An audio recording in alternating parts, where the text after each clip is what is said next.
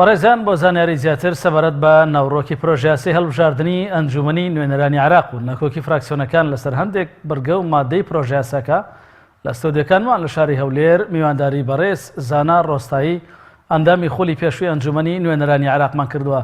کاک زانا سڵاوت لێبێ، بۆ کورد بازنەی هەڵبژاردن لە سەراستی قەزا گونجاوە یان پارێزگا؟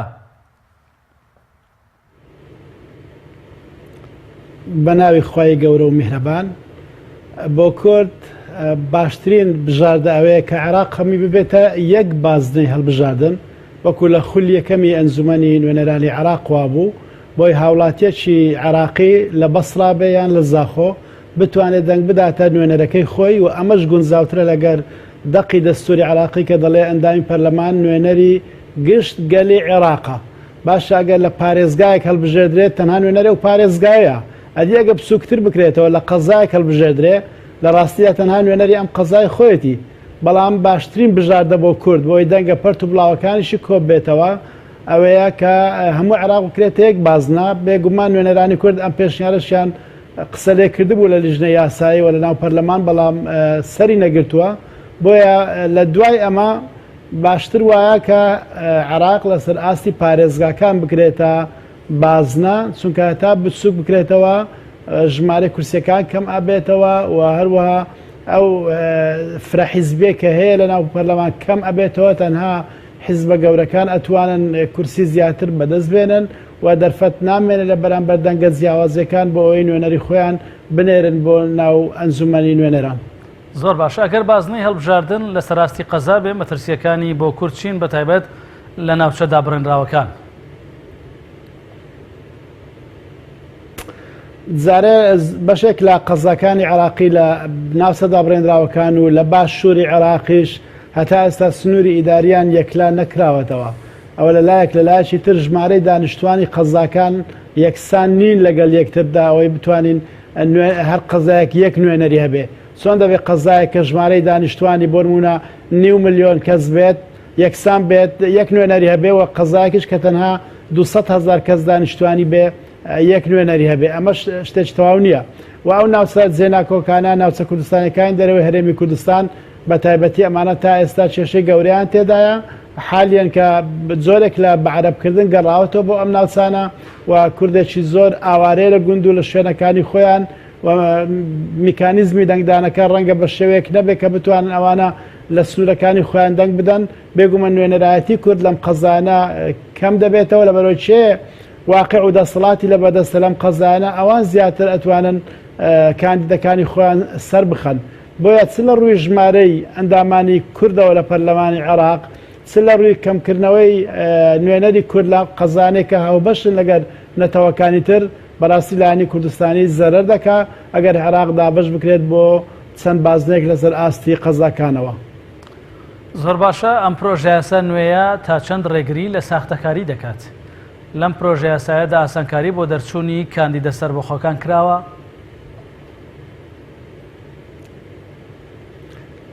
ئەگەر هاتوو لە پرۆژە یاساکە ئەمە سەری گرت کە عێراق لەسەر ئاستی قەزاکان دابش بکرێ، ئەوە لە هەر قەزایەکیش تەنها یەک نوێنەر دەربچێت، دەوێت ئەمە چارەسەر بکرێت. بێگومان ئەو کات لە ڕاستیدا ئەوانەی کە خەڵکی سەربەخۆنە کەمتر دەرفەتی دەرچوونیان دەبێت، ڕەنگە ئەو کەسانە زیاتر دەرفەتی دەرچوونیان دەبێت کە حیزبێکی گەورە ڕیکلامیان بۆ بکە یان چەند هۆزێکی گەورە پشتیوانیان لێ بکە.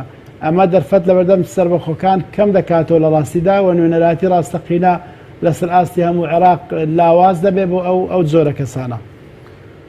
زۆر باشە. لە پرۆژە یاساکەدا باس لە لیستی بەنسبەت دەرفەتەکانی تەزویر ببوورە،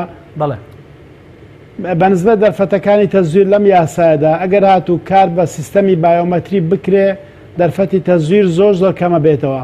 بەڵام وەکو لە گفتوگۆکانی ناو پەرلەمان جێمان لێ بووە کە ڕێگایان داوە ئەگەر بایۆمەتریش تەواو نەبێت لەسەر ئاستی کارتی نیشتیمانی دەنگدەران بتوان دەنگ بدەن. لێرەدا مەترسی تەزویر سەر هەڵەداتەوە. دیسانە هەز دەکەین کە ئیرادەیەکەیە بۆ تەزویرکردنی دەنجی خەڵک، دەنجی نوێنەرایەتی خەڵک، ئەم مەترسیت لە ئارادایە. بەڵام ئەگەر لە یاساکە تەنها سیستەمی بایۆمەتری کە کۆمیسیۆنی هەڵبژاردن پێشتر ئیشی لەسەر کردووە و لە زۆربەی پارێزگاکان بەرەو پێشچوونێکی باشی بۆ کراوە ئەگە بە بایۆمەتریش بکرێت دەرفەتەکانی تەزویر زۆر کەمترە بێ. زۆر باشە کاکزانە لە پرۆژه یاساکەدا باس لە لیستی تاکە کەسی کراوە دۆخی هەرێم و عێراق بۆ ئەو جۆرە لیستە لەبارە؟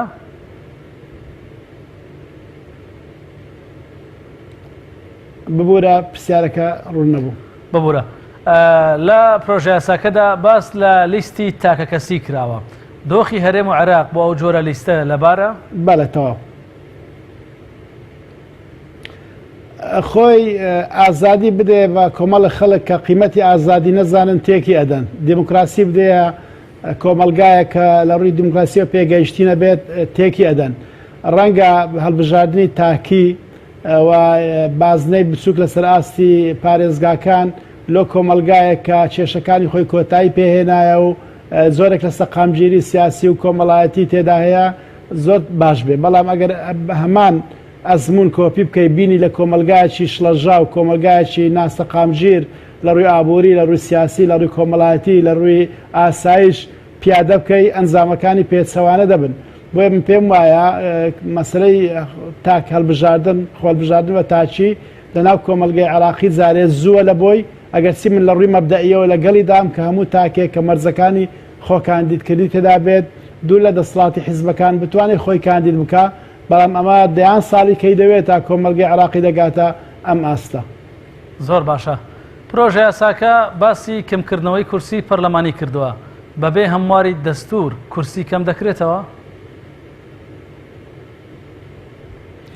نەخێر بێگومان ئەمە ئیشکالێکی زۆر زۆر گەورەیە ڕاستە ئەم ئێرادەیە دەمێکە هەیە و داواکاری هەیە کە ژمارەی ئەندامانی پەرلەمانی عێراق کەم بکرێتەوە بەڵام ئێمە یان وڵاتێکی دەستورێکمان هەیە و ئەبێ پابەند بین بە دەستور یان ئەبێ ڕێگا بدەین بە دەرچوون لە دەستور خۆگە لەم بابەتە ڕێگاماندا مخالفەی دەستور بکرێت ئەمە دەرگاچی مەترسیدار و گەورە ئەبێتەوە کە لە چەندین بابەتی تریش پێشێری دەستور بکرێت ڕاستی ئێستا بە شێوەیەکی کردداری زۆر مادەکانی دەستور پێشێرکراون یان جێبەجێ نەکراون بەڵام لەسەر ئاستی ئەنجومەی نوێنەران شتیوان ڕووی نەداوە لە پیادەکردن لە سیاسەتی حکوومەت ڕوویداوە ئێستا ئەنجومەی نوێنەران کارێکی مەترسیداری لەم بابەتە بکاتن زۆر هەڵەیەکی گەورەیە دەکرێت دەواازەیەکی تری بۆ بیدرێتەوە بۆ منە دەڵێ ئەو 100,000 کەسە دانیشتوانەی کە ئەندامی پەرلەمان نوێنەرایەتیان دەکات بە پێی دەستور بکرێتە 100,000 کەس لە دەنگدەران یعنی ڕەنگە تا ئەندازەیەک محکەمەی ئیتیحادیش پشتیوانی لێ بکات تێپەڕێندرێ بەڵام بە هەموو حاڵەتێک ئەمە ئەتوانین بڵێن دەستوری عێراقی ئەم بابەتە یەکلا کردوێتەوە ئەوە شێشێکە لە گرفتەکانی بەردەم هەڵبژاردنەکانی ئەنجومەی نوێنەرانی عێراق. بەڵێ ئێوە وەک پەرلەمانتارێکی پێشووی ئەنجومەنی نوێنەران و هەم ئێستا وەک چاودێرێکی سیاسی پێتان وایە کە تا چەندە داواکاری خۆپیشاندەران لە پرۆژە یاساکەدا جێکراوەتەوە؟ بەخۆی یاسای هەڵبژاردن دەتوانین ناوی لێ بنێن یاسای ململانەی لەسەر دەسەڵات و کاتی ئەوانەی لەسەر دەسەڵاتن خۆیان یاسایەک بۆ هەڵبژاردن دابنێن وەکو ئەوەیە کە بەرگ دروێک بەرگێک بۆ خۆی بدورێت بەو مواسفاتێکە بۆ خۆی سوودی لێ بگەرێتن دەسەڵاتی گەلە لە بەپێی دەستوری عێراقی و لە وڵاتە دیموکراسیەکان بەڵام ئێستا دەسەڵات لەگەڵ سەندراوەتەوە گەڕاوەتەوە بۆ دەستی کۆمەڵێک لە حیزبەکان ئەم پێم وایە ئەم پرۆژە یاسایە بەم شێوەیە بەشێکی زۆر لە داواکاریەکانی خۆپیشاندەران لە خۆی ناگرێ یەک لە خاڵە باشەکانی کە لە خۆی ئەگرێ ئەوەیە مافی خۆکاندیدکردنی لە کۆمەڵێک کەسایەتی سیاسی سندۆتەوە کە لە 2003ەوە لە ناو دەسەڵاتدانە لە عێراق لە سەر کۆمارەوە تا ڕاوێژکار و وەکیلەکان و بەڕێوەبەرە گشتەکان ئەمە ڕەنگە یەکێک بێت داواکاری خۆپیشاندەران ئەگەر دەنگی لەسەر بدرێ ئەم بڕگەیەکی زۆر زۆر باشە بەڵام دانیشتوان یا خۆپیشاندەرانی عێراق داواکاریەکانیان و چاوەڕوانیەکانیان زۆر لەوە زیاترە لەم یاسایە من دەگەڕێمە سەر ئەوە کە پەرلەمانێک بەو پێکهاتەی ئێستا کە تعبیر لە کەمتر لە 130 میلەتی عێراق دەکات چونکە 70% میلەتی عێراق بەشداری دەنگداری نەکردووە ئیتر ئەمانە کاتێ یاسای هەڵبژاردن دادنێن بێگومان کوت لە حیزبیەکان کارەکەن بۆ ئەوەی یاسایەک دابنێن ببێتە هۆی ئەوەی زارێک کە بە خۆیان بێنەوە ناو پەرلەمان و ڕێژێکی کەمیش لە نوێنەرانی خەڵکی ڕاستەخیلا یان لە سربەخۆکان بتوانن بێنەوە. بەڵێ زۆر سپاس بۆ بەڕێز زانە ڕۆستایی کە ڕاستەوخۆ لە شاری هەولێرە و لەگەڵمان بووی.